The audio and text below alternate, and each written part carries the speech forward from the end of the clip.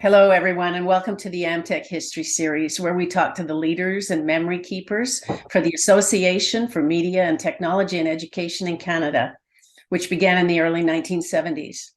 AMTEC was a driving force for the use of educational technology in the classrooms of Canada until it dissolved and partnered with the Canadian Association of Distance Education, CADE, in 2007 to become the Canadian Network for Innovation in Education, which we refer to as CNIE.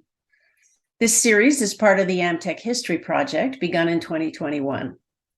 The project was created to recognize the pioneers of educational technology in Canada and to promote the stories and past experiences of these pioneers. My name is Cindy Ives, and I am currently a professor of distance education at Athabasca University. My history with AMTEC began in the 1980s when I worked for the National Film Board of Canada and continued through my time as a course and program developer in distance education at Laurentian University, and then later as a PhD student at Concordia University in educational technology. I'm currently the past president of the Canadian Network for Innovation in Education, which is sponsoring this series. My co-host is Chris Crowley. Hi, everyone. My name is Chris Crowley. I'm with the University of British Columbia. I am currently a manager of a learning design team. I've been involved with AMTEC since the early 1990s, where I was a Commonwealth Relations Trust bursar. And I've continued my involvement with AMTEC up until it became part of the CNIE or merged with the CADE in 2007, I think. And now I'm kind of been revitalized, I suppose, or recommissioned, working on this AMTEC History Project with Cindy and a few other folks. And today I'm really pleased that we can talk to Ray Whitley from Halifax, Nova Scotia. And Ray has been a member of AMTEC going back to the 80s. So I'm very pleased to have him today. And Ray, to start, I just want to do some administrative business in terms of the copyright agreement. So let me just share screen.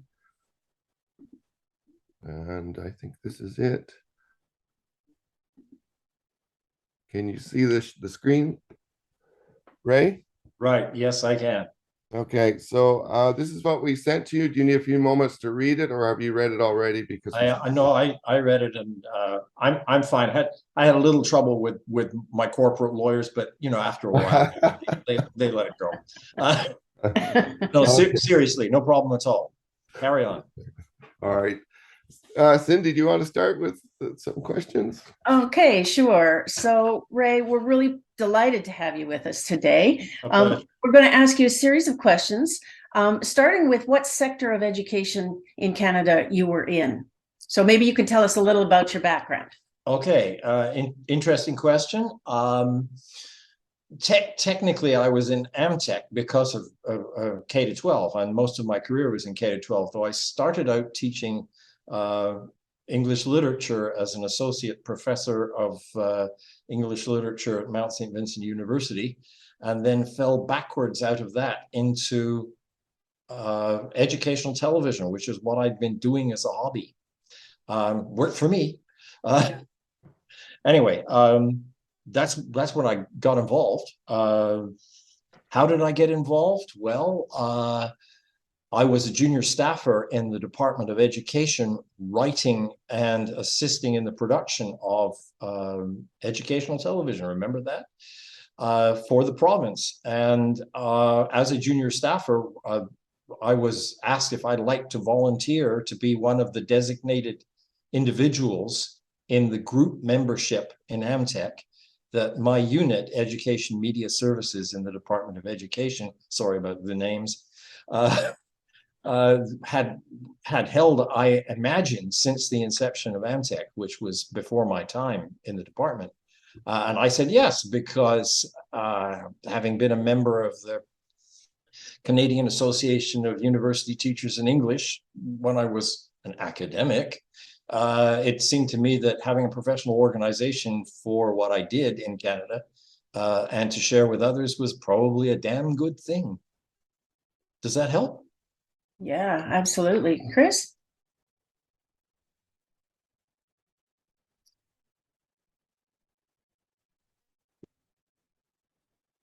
You're muted, Chris. What were some of the bigger issues that were happening around that time when you were joining in the early 80s? Okay, give me a little context. I mean, Duran was big, and no. I particularly in education and media. Yes. Okay, well, it was the transition time to digital everything. Yeah. I mean, when I started out, one of the things that I wrote and produced and was responsible for in the department were film strips, for goodness sake. 35 mil film strips. Remember those? Yes. And all of that stuff disappeared. I watched the VHS Beta. wars and Betamax lost. Yes. And then videotape itself became obsolete, and personal computers became something that we had to start using, and we were encouraged to experiment with in the department. And we in education media services, we were amongst the first to get a personal computer. Mm-hmm. I started out with a typewriter. Mm-hmm. And writing on 5-part canary and that sort of thing. Mm-hmm. For the scripts, and that all changed, and it became a brave new world of technology and distance education, which had been quite analog and very capital intensive, became less and less so with the advent of the internet and the enormous, huge improvements in software and hardware. So I was in the midst of that, and that was a big deal. There were the distance education types in AMTEC, and there were the university mediated learning people and the K-12 mediated learning people, and they learned not in my tenure, but in my time. They learned to get along and to support one another, and to cooperate from coast to coast. And that was one of the key things. I mean, it was amazing. Because we're a federation, Canada's a federation, and responsibility for education is provincial. Provinces didn't talk to one another. Universities didn't talk to one another. I mean, relatively speaking. I mean, obviously they did to some degree, but very little. And one of the nifty things about an organization like AMTEC was that it took a whole bunch of creators and middle managers and that sort of thing from right across that entire spectrum and put them in touch with one another under the radar. So you didn't have to go to, in my case, to the deputy minister. Well, not very often, occasionally. But mostly you didn't have to go to the deputy minister, and you could talk to somebody in Alberta who was doing what you were doing. And you could say, what have you got this month? And one of the wonderful things in the first couple of years I was working was that I was able to trade educational television productions with provincial authorities through the good offices of AMTEC. I mean, they didn't do anything formal, but because there was a network there and you knew who those people were and you met them at a conference and all of that sort of stuff, you could do a deal. So without any money changing hands, and that was great in a provincial government context, you could get something from Saskatchewan and they got something from you. And everybody was well served because the educational environment in both provinces was enriched. That was good. And it was a little off the radar, and I think that was also a good thing. Excellent. So a lot of, like you said, there's this K-12 sector, university sector, and we talked to Maureen Barron a bit because she's also heavily involved in K-12, and we're talking to you. It's like how was your unit structured to support distance education within Nova Scotia, and were you a central service department, or all the school boards working with you, or did you oversee the school boards? Very, very interesting situation. We had a co-production agreement because it's such a small province, tiny tax base, right? Relatively speaking. We were doing educational television and educational radio through a co-production agreement we had for a fixed price annually with the CBC. And so I sort of joined CBC production crews to produce educational television productions and teacher education productions and that sort of thing. Distance education in Nova Scotia, again, Nova Scotia is a small province geographically, was still mostly just correspondence study. Remember that, with paper going in and paper coming out and that sort of thing. It changed. It changed radically during my career, but that's where it started. And it was economical for Education Media Services, my unit, to run things like a centralized repair and update scheme involving 2 full-time technicians who literally received all the AV equipment, as it was then called, from schools that had been broken or had worn out or was obsolete, and they would repair or replace it, and it was all part of the department's service to the regional boards. So that was part of what we did. I didn't do it myself, but similarly, the distribution of mediated educational products was through Education Media Services. So we had a dubbing center that duplicated videotape at one point, and for the longest time we had a film library with people who revised film and brought it in and sent it out, and teachers borrowed from a central library of quite an extensive one of 16mm films, and they came and they went, and people booked them. You booked your Christmas shows a year in advance, so that you'd have something to show the kids on the 20, the whatever it was, the 19th or the 20th of September before they went. Yeah. Okay. But that's trivial. But seriously, people planned ahead, and that's where it started. And of course, as I said, the whole digital business and what have you took over and took us along. And I imagine it was the same for Maureen. Yeah. Oh, you answered my next question. So that was, sorry about that. I'm wondering how because BC and Ontario, I think Saskatchewan had the some educational broadcast centers and such, but with your group it was more along the traditional, I don't know, making requests for films or videos and sending them out and sending them back and things. Yeah, but let me just, I should have said, part of the agreement that we had with the CBC was that they allotted time on CBC radio and on CBC television. Okay. I mean, time in the morning, not prime time or anything like that. But they allotted time every day, Monday to Friday. I think it was a whole hour.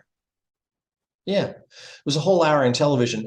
Educational radio had fallen beside the way, just before I came in. There was still the occasional educational radio program, but mostly it was educational television. And again, the teachers knew the schedule, and they knew that if they tuned in on 10:30 on Tuesday, they would see Allons-y, which was a physical education program in French that Education Media Services had produced with the CBC, and that allowed francophone schools to pursue physical education in Acadian French, for instance. That's one of many things we did. Okay. So So interesting. And this takes me back to my own work as a distribution representative for the NFB in Saskatchewan in the 80s, right? Same sort of exact thing. I'm in Alberta now, and Alberta had Access Alberta, which is another one of those educational broadcasting networks where collaborations were kind of the order of the day. How you got things done? Yeah. And so AMTEC, you've started to explain how AMTEC facilitated some of that collaboration through the networks created by conferences, and I'm assuming the journals and the Yes, newsletters as absolutely. well. Absolutely. Mm-hmm. So what was your role in AMTEC? Initially, you were obviously a representative and a member. Did you get involved in a greater way over the years that you were there? Sure. Yeah. Initially, as I said, I was very junior. I guess I was involved. There was a very early AMTEC in Halifax before 1988. I'm sorry, I can't remember which year it was, but anyway, I'm involved peripherally in organizing that. Greg McDonald, my colleague at Education Media Services, was more into it, and Bernie Hart, my boss, were more into it than I was. But I attended and assisted in producing the conference. And then there was another one in 1988 where we actually made money. It's astonishing. Anyway, but that we did that, and then eventually somebody said, well, in what was it, 87, I was a Commonwealth Relations Trust bursar, and again, I had no idea about that. Greg and Bernie said, there's this opportunity, maybe you should take it.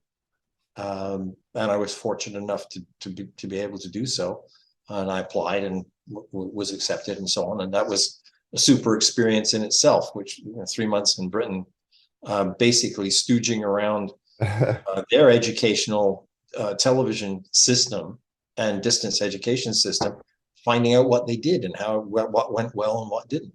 But after that, I don't remember what made me stand for office, what galvanized me. Something must have.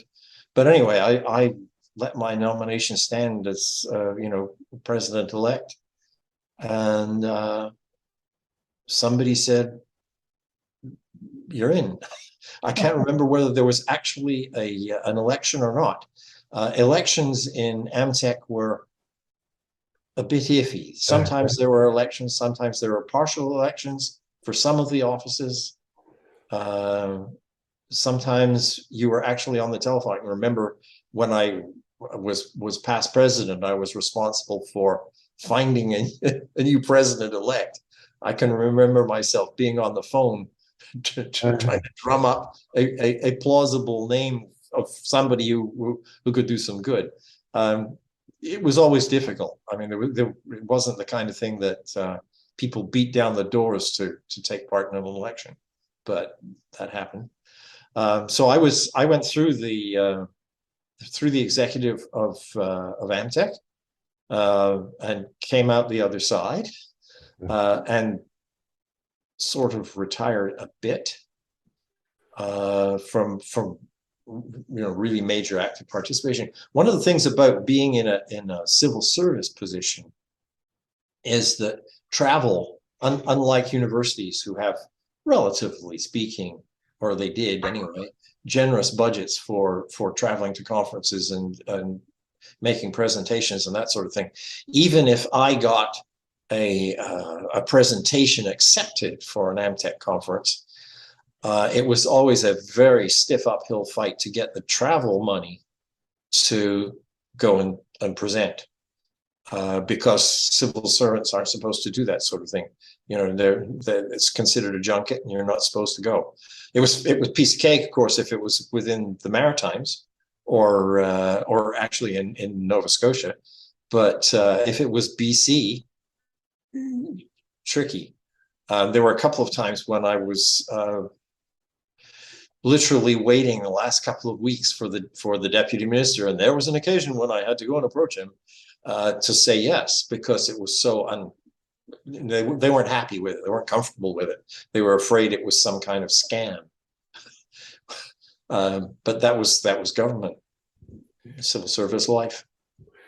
So what But anyway, just to go back to just finish what I started out to say was I was out the other side of my role as on the board of AMTEC when it became apparent that it made a lot of sense for CADE and AMTEC to get together.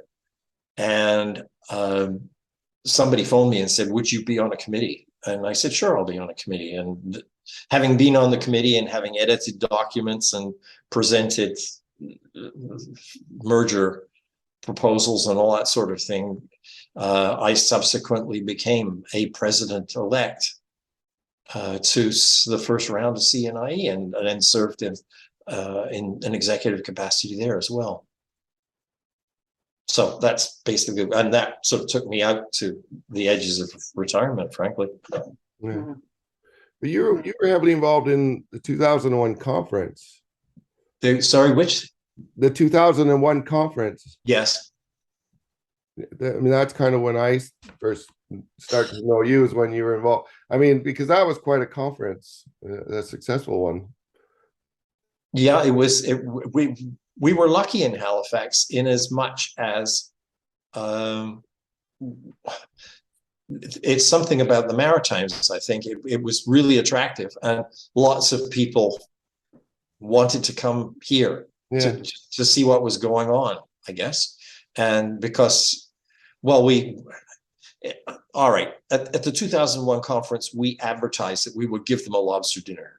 And that was, no, seriously, a lot of people said, ooh, really? I suppose if you're in Edmonton, you don't get lobster a lot, stuff like that. Anyway, I'm being trivial. I'm making a joke, but we were very lucky with the 2001 conference. It was a stunner, and it gave us AMTEC. It gave AMTEC a sort of windfall lift, a 5-figure windfall lift to take our activities forward into the new millennium, which sounds pretentious as hell. And I'm sorry, I didn't really mean that, but you know, it did make a difference because we were before in Maureen's time, for example, we had a problem with the. I'm having sorry, this is a brain fart problem. I can't remember the name of the academic journal for AMTEC. What was it called? Initially, it was called the Canadian Journal of Educational Communications, and then it became the Canadian Journal of Learning and Technology. Yeah. Okay. Well, in Maureen's time, we battled a remote and distant editor who wanted to run his own little empire without any reference to anyone else and without any financial accountability, and that absence of financial accountability was critical because we really didn't have enough money to do the other things that we wanted AMTEC to be able to do in that period. And I remember that was really tense. But after the 2001 conference, it's not that problem went away. Maureen solved it, and she did a good job. But we weren't so close to the wire every year. And if somebody said, could we try this? You know, can we support this conference? How much can we put into it? The answer was usually yes. So that was a help. But we were a dwindling number of people, ironically, at the end when we got involved with the merger. And Kate had the people, but not the money. And we had the money and not the people. And we said, well, this is stupid. We're poaching one another's membership. Why don't we do something about this? So that's what we did. And there were a number of people like me who were members of both organizations. Well, of course, and that was the cross-pollination, of course. Yeah. And there were people who are members of AECT as well. excuse me, who were also members of AMTEC or CADE, or, you know, and that communication was always an important thing, because they, you know, they really were inside, and they really did understand the sensitivities of both organizations, depending on which period you're talking about. Yeah. So there's two things that what you've said raised for me. The first one is you've referenced AECT, the Yes. American Association, the Association of Educational Communications and Technology, or something like that. Yes, that's right. And so, were you an AECT member as well? No, I wasn't, because I was a Canadian K-12 member, Right. and I worked in a completely Canadian context. Right. So to be blunt, in an administrative sense, what went on in the United States, especially at the academic level, really wasn't very close. I certainly wasn't. It wouldn't have been valuable enough for me to be associated with the American organization. The Canadian organization was very important. So you're describing, I think, a difference between the two organizations. While they were both primarily concerned with educational technology, the American one was more academic, and the Canadian one was more diverse. Yes. In membership. Yeah, I agree. Multifaceted. Is that true? Yes, I would say so. If you talked, well, we had this cooperative arrangement in AMTEC. I don't think I was involved in setting it up. I think it was already done before I joined the board. But there was this deal where the president of AECT came to our conference, and our president went to their conference. They paid for their own travel and what have you, but the conference fees were free. And they generally brought with them a small cadre of Canadian people to the American conference and American people to the Canadian conference, who, again, amplified the networking that took place, amplified the exchange of information that took place at each conference on either side of the border. And that was a valuable thing while it lasted, while there was money to do it. Actually, but again, that's something that we abandoned, I seem to recall, in the last years of AMTEC, because we simply didn't have enough money to give somebody from America a free conference. So I think that part of that history is definitely missing, but the relationship between CNIE and AECT has been renewed. Oh, good. In the last couple of years, there have been, but this is because of virtual conference attendance. Yes. Doesn't cost anything. There is this cross-pollination again. The interesting piece about that is that while AMTEC is celebrating its 50th anniversary in 2023, AECT is celebrating its 100th anniversary in 2023. Yeah. And we're trying to explore some of those connections as well. Yeah. You filled in the gap. Where we started with that, there was a point that needed to be made, that when the Americans attended our conferences, and I was at conferences where they did, and even in an executive capacity, so that I sat at the same tables with them at dinner and that sort of stuff. You were very aware that, my God, that person has had a distinguished career at Yale. I'm making this up, but you know what I mean. And you were, you sort of felt like you were from the sticks. That was just, but that's a Canadian classic. Yeah, it's Canadian angst, isn't it? Yes. I never got to go, again, because of this travel problem. I never got to go to an AECT conference as I was on the executive of AMTEC, because my employer didn't want to know. They even didn't want me to go on my own nickel Mm-hmm. because it could be taken by somebody as the wrong way. Yeah. And then there could be questions in the house and all that stuff. Right. But so I didn't, and I'm sure I am the loser for it. But there you go. So then the other question that comes up goes back to your statement about there being money. And Yeah, I want to ask you to, I want to ask you to tell us a little bit about the AMTEC Trust, which I know you were involved in, and how that came to be, what it's, what inspired it, how did it get created, what did it contribute, and so on. Well, again,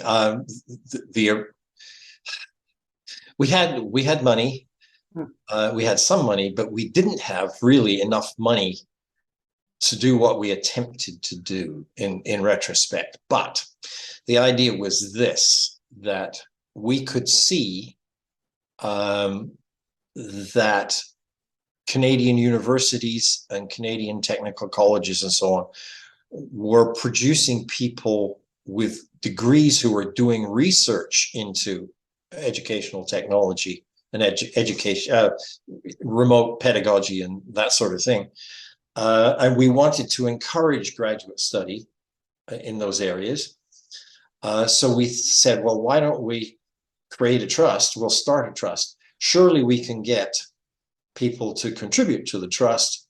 And eventually the idea was, I mean, it was pie in the sky, but the idea was that couldn't we sponsor a deserving MA or PhD candidate somewhere in Canada who had submitted a particularly interesting proposal for original research for money with the trust. So we started down that road, and at first we said, well, let's just support some research. That's what we can afford to do.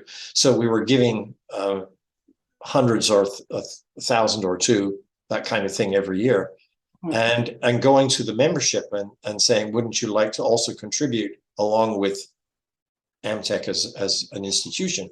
Wouldn't you like to contribute to this trust? And some members did, but not, there wasn't a rush to the bank machines, I can tell you that.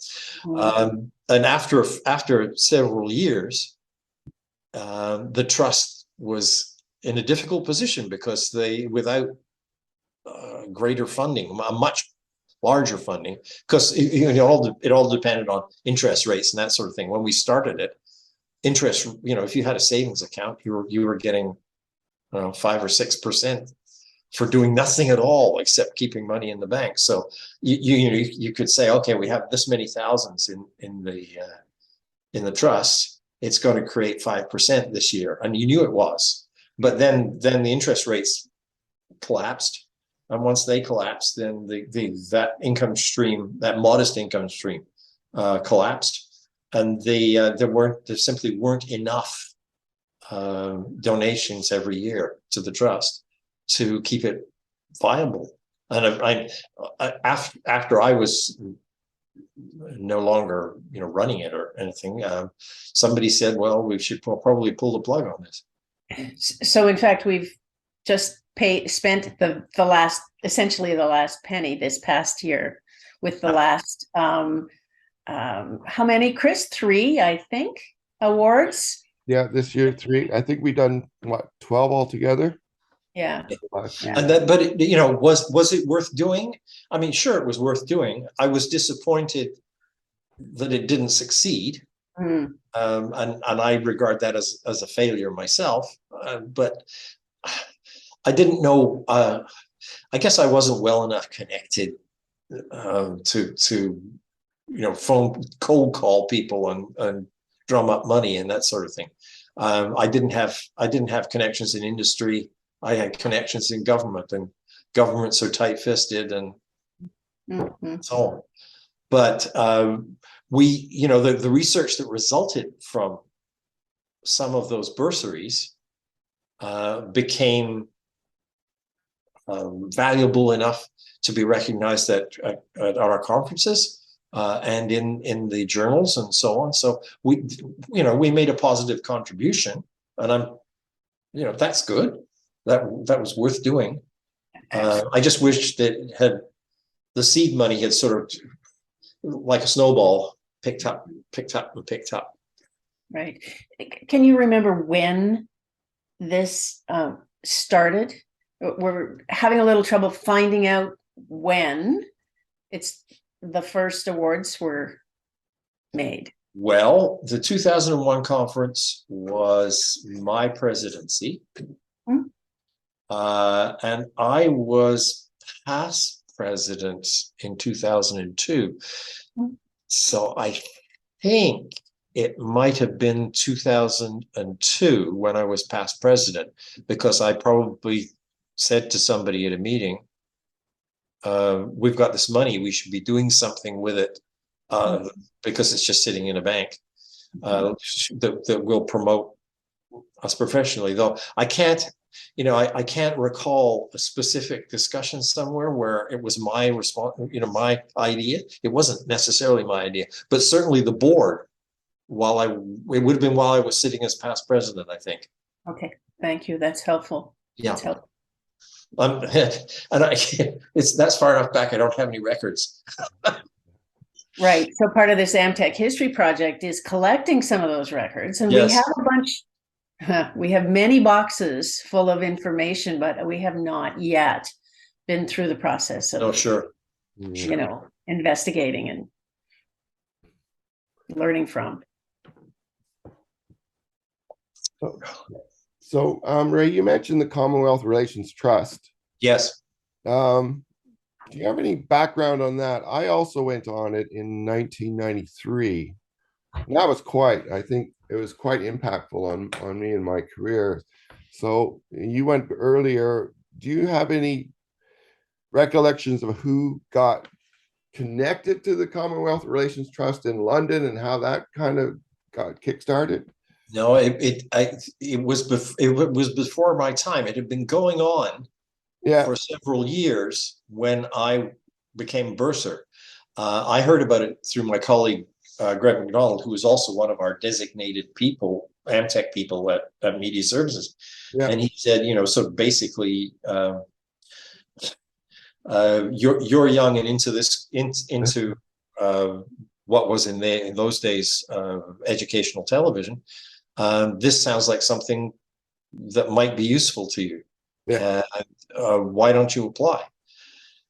Because it's the government didn't care, because it was a government program from a foreign government, and the mother country, so that was going to be okay, and all expenses were paid. So why don't you give it a shot? And so I did, but that's I can't tell you when exactly it happened, but I have a feeling it would have been in the late 70s or so. But the trust itself dates back to the 30s. Yes.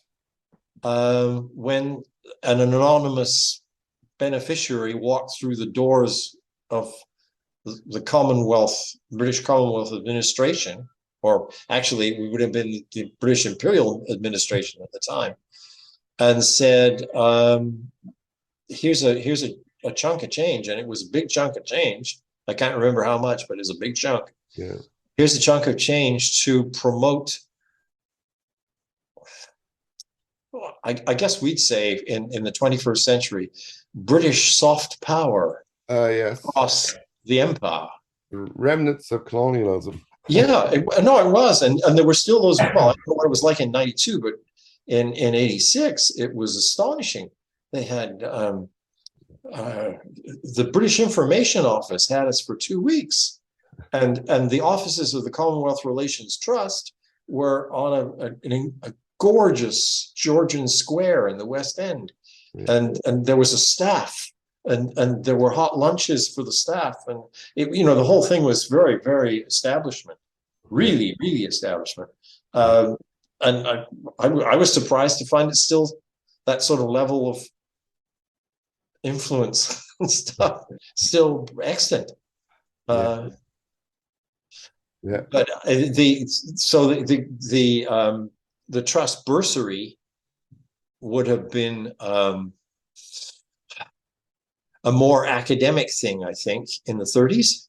That was my impression when we were briefed, and it became more of a means of, pushing British soft power from their perspective, but it also allowing people from the Commonwealth, from all over, to come in and immerse themselves in their specialty, whatever it was, in England for 3 months, and I found it immensely informative, and I'd hoped that I would be able to parlay what I learned into big changes in Nova Scotia. That was not possible. It's just politically not possible. But I certainly took ideas that I literally saw on the production floor in BBC all over the place in England, because they had regions. So just as CBC had regions, things that I saw there, I took ideas back that informed what I was able to do in the Nova Scotian context, and I really appreciated the opportunity.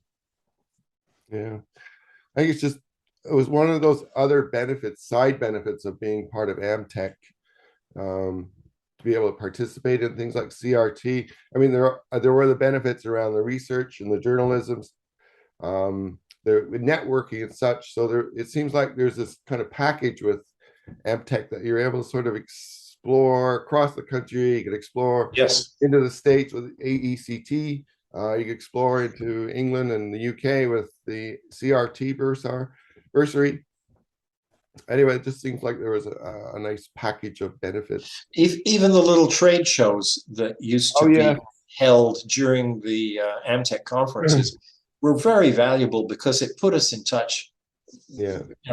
Put people who were actually doing educational television in touch, for example, with people who were from Sony, but weren't actually salespeople. I mean, obviously there were salespeople there, but they always brought their techs.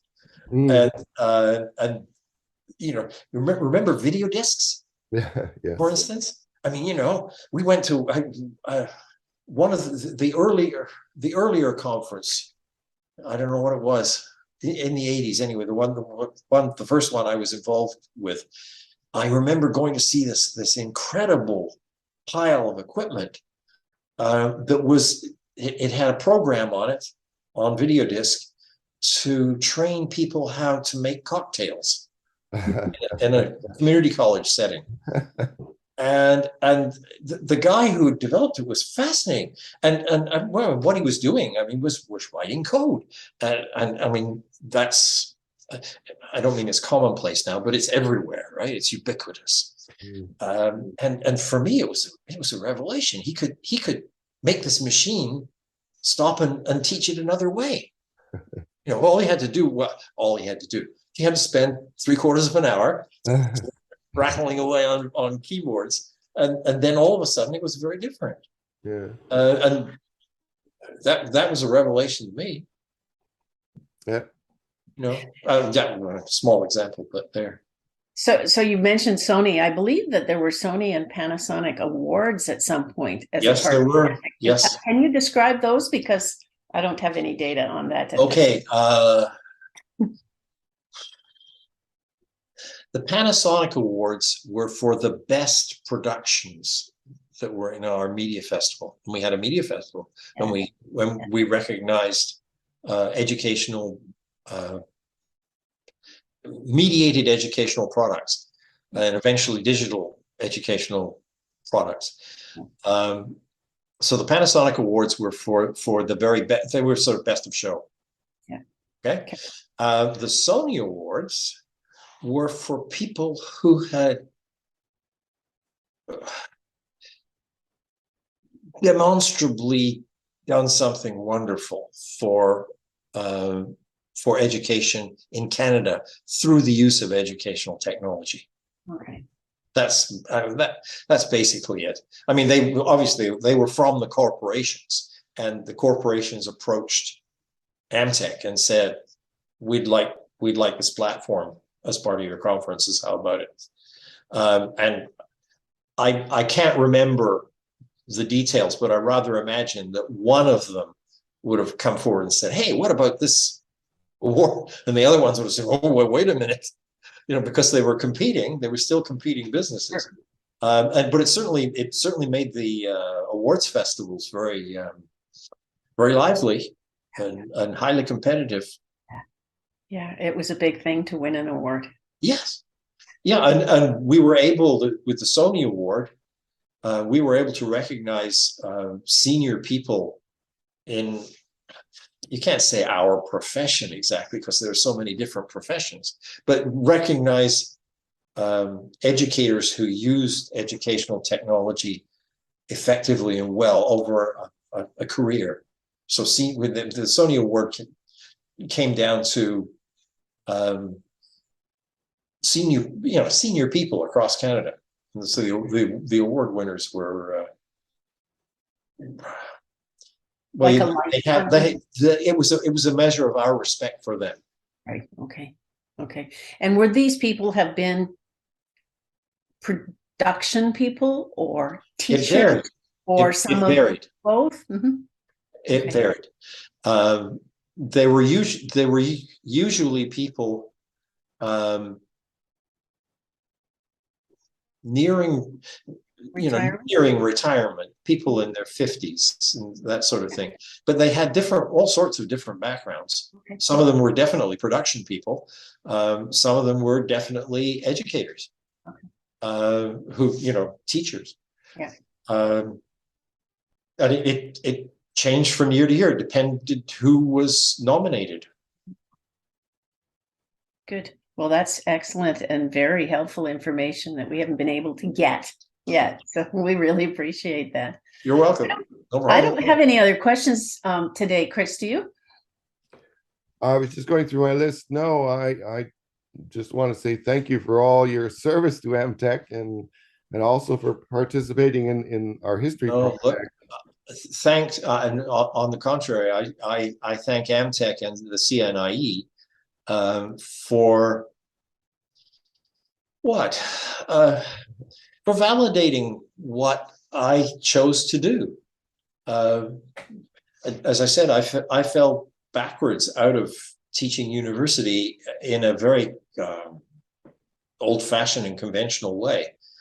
And I did so because when you're on the tenure treadmill as a junior academic, it's really, really tough on you. And in 1979-80, when I was teaching at Mount St. Vincent, the jobs just dried up. It was really, really difficult. And people were saying, well, you could teach a course here and a course there and a course somewhere else. And why don't you leave your wife and family at home and go teach in Calgary for a year? Mm. It was tough. So I jumped when I saw an opportunity to do what I did. I joined the civil service, but I was a square peg in a round hole. I had an academic PhD, and I was a published author, but I was writing educational television, K-12, and you feel a little unsure of yourself. You don't feel confident. If you can say, well, I'm the assistant professor of English literature, that's who you are, and you know the context and that sort of thing. But when you say, well, I'm in the Department of Education, and I've just written a series about pre-contact Mi'kmaq Indians, you don't feel as confident as and you know what I mean? And AMTEC really helped. I realized there were lots of other people like me doing important things. And we valued what we did with one another, and we compared notes and